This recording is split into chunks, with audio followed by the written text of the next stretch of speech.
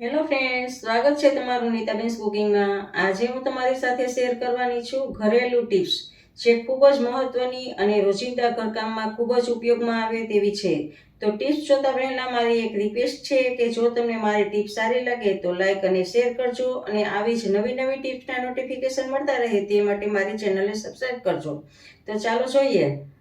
હવે તમને હું એક આ લોટની ટિપ્સ બતાવું કે જો લોટ બાંધી અને એકદમ લીસો ઘણા કીધે લોટ નથી થતો હતો, તો લોટ બાંધી લેવાનો છે। આમાં જરા પણ તેલ નાખેલું નથી।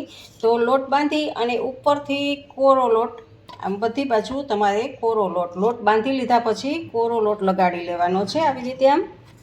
તો જુઓ આવી રીતે આમ આપણે કોરો લોટ લગાવી લેશું। તો બધી બાજુ કોરો લોટને લાગી ગયા પછી આપણે ઉપરથી તેલ લગાડવાનું છે। તો જુઓ હવે ઉપરથી આપણે 1 ચમચી જેટલું તેલ એડ કરશું, અને હવે આપણે આને આવી રીતે આમ કસણશું। આવી રીતે કરવાથી તમારો લોટ એકદમ લીસો થશે। હમણાં હું તમને બતાવું કે એકદમ લીસો તમારો લોટ થશે। જુઓ આમ કસણતા પણ જુઓ તમે, એકદમ સાવ આમ જુઓ એકદમ સરસ લીસો બની ગયો છે જો। એટલે આવી રીતે તમારે પહેલાં કોરો લોટ બાંધી લેવાનો, લોટ પછી કોરો લોટ લગાડવાનો અને ઉપરથી તમારે તેલ લગાડવાનું, તો એકદમ સરસ લીસો સ્મૂથ લોટ બની જશે। તો આવી રીતે તમે લોટ બાંધજો। હવે થાય છે એવું કે આપણે મહેમાન આવવાના હોય અને તમે એકલા જ હો કે પહોંચવાના ના હો, તો તમારે લોટ અગાઉથી બાંધીને રાખી દેવો હોય તો શું કરવાનું છે કે આ લોટ આપણે બાંધી લીધો છે। તો લોટ બાંધીને આવો ને આવો લોટ રહીએ, આપણે 2-3 કલાક પછી કે 3-4 કલાક પછી એનો ઉપયોગ કરવો હોય તો આવો ને આવો રહીએ એ માટે શું કરવું જોઈએ કે જો એક આપણે સેલો કેસરોલ લીધો છે અને એમાં એક કાણાવાળી ડીશ મૂકેલી છે અને એમાં થાયડી રાખવાની છે, અને એમાં એક સ્વચ્છ કપડું તમારે ભીનું અને સારી રીતે નીચોવીને ધોયેલું સ્વચ્છ કપડું છે એ રાખવાનું છે, અને એમાં તમારે લોટને રાખી દેવાનો છે। અને ઉપરથી પણ પાછું એકદમ નીચોવેલું પાણી, સાવ નીચોવેલું હોય એવું કપડું રાખી દેવાનું છે અને પેક કરી દેવાનો છે। જો આવી રીતે તમારી ઘરે મહેમાન આવવાના હોય અને એકલા હોય અને ફટાફટ તમારે રસોઈ બનાવવાની હોય તો અગાઉથી લોટ બાંધી રાખવાનો હોય તો આવી રીતે ટ્રાય કરવાની છે। અને 3-4 કલાક શું પણ 7થી 8 કલાક માટે પણ એવો ને એવો લોટ નીકળશે। પરંતુ આ સેલો કેસરોલને આપણે ફ્રીજમાં રાખવાનો છે। ફ્રીજમાં રાખશું ને તો જ આપણો લોટ એવો ને એવો રહેશે। તો આ ટિપ્સ તમને કેવી લાગી તે મને કમેન્ટ કરીને જરૂરથી જણાવજો। હવે એ ટિપ્સ જોઈએ તો આપણે બહાર માર્કેટમાંથી ગયા હોય છે તો આવી રીતે આમ ઝબલામાં ડુંગળી, બટેટા કે કોઈ શાકભાજી કે ફ્રૂટ કે એવું લઈ આવતા હોય છે, અને એ 2 ગાંઠ વાળી દે છે આવી રીતે, અને ગાંઠ એકદમ ફિટ થઈ જાય છે તો કોઈ વાતે ફૂલતી નથી એવી હોય છે। તો જ્યારે તમારે આ ગાંઠ ખુલે નહીં તો શું કરવાનું છે કે આ ગાંઠનો એક બાજુનો છેડો હોય છે એને આવી રીતે આમ વળ ચડાવવાનો છે, છેક સુધી વળ ચડાવવાનો છે, અને જેટલું પાતળું થાય એટલું આમ વળ ચડાવવાનો છે। આમ વળ ચડાવી અને પછી તમારે છે ને અહીંથી જુઓ આમ ફટાફટ આમ નીકળી જાય છે। જુઓ આ ફટ દેવાનો નીકળી જશે, વળ ચડાવશો ને એટલે એકદમ નીકળી જશે અને તમારી ગાંઠ છે એ આસાનીથી છૂટી જશે। તો જુઓ આવી રીતે આ ટિપ્સ બહુ જ મહત્ત્વની છે, તો તમે પણ ફોલો કરજો મારી ટિપ્સને।